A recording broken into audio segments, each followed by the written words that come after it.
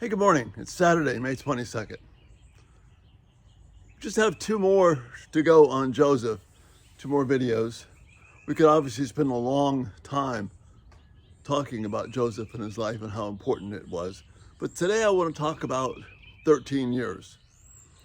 Joseph's life between age 17 and age 30. That period of time is a long time in any person's life. But Joseph spent all of those 13 years being mistreated, in slavery, doing the right thing and getting in trouble for it, being punished for it, being called a criminal for doing the right thing. And then he served people and they appeared to forget him.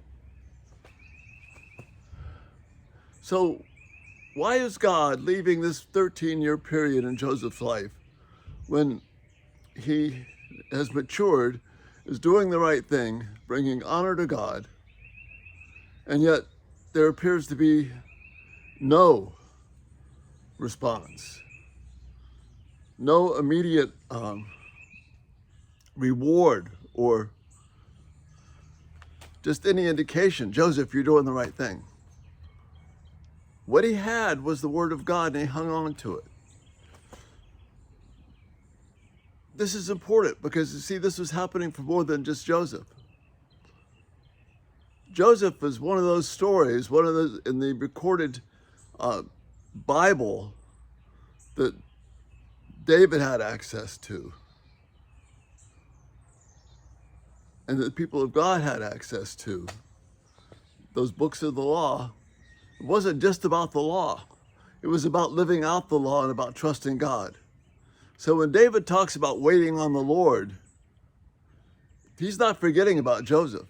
Remember in Psalm 78, we read, the purpose is to tell our children's children about the good deeds of the Lord. Well, one of those good deeds of the Lord is most certainly how he cared for Joseph. But how Joseph, under this 13-year period of time, didn't waver at all in his faith and trust in God. We would be tending to think after 5 years, after 10 years, this has gone on long enough. And then after 11 years, Joseph is faithful again, interprets the dreams of the cup maker, the bread maker, and the cupbearer for Pharaoh, and they forget about him. Of course, the baker didn't have any choice. He kind of lost his head over the deal. But the cupbearer, he finally remembers when he hears Pharaoh stymied and his officials stymied about trying to be able to figure out a dream. And he remembers, I've been remiss. I should have mentioned this man, this Hebrew. So he does. And we see this radical transformation. Within a couple of hours, Joseph goes from being a prisoner in Egypt's dungeons to the second most powerful man in Egypt, and arguably maybe the second most powerful man in the world. And Joseph is ready for the moment. He doesn't, as we mentioned yesterday, he doesn't even hesitate. He gives God all the honor, praise. He cries out to God. He lays out this plan as if God is really in charge. It appears never to enter Joseph's mind that God has been messing up.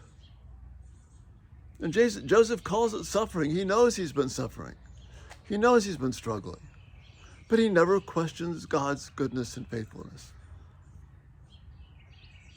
So this 13-year period, which could have been a time of bitterness, anger, rage, discouragement, depression, despondency, lack of faith in humanity, hatred of father and brothers, and all the rest of that, God keeps Joseph, keeps his emotions, keeps his heart intact, and Joseph's focus is on the faithfulness of God. So when the moment comes, 13 years later, after being sold into slavery by his brothers, The first words out of his mouth to Pharaoh are, I can't do this, but God can. And that's the thought for this morning. The faithfulness of God, the goodness of God. It's there because of who God is. Patience is living in the expectation of God's care. Well, we see that fruit of the Spirit manifested in Joseph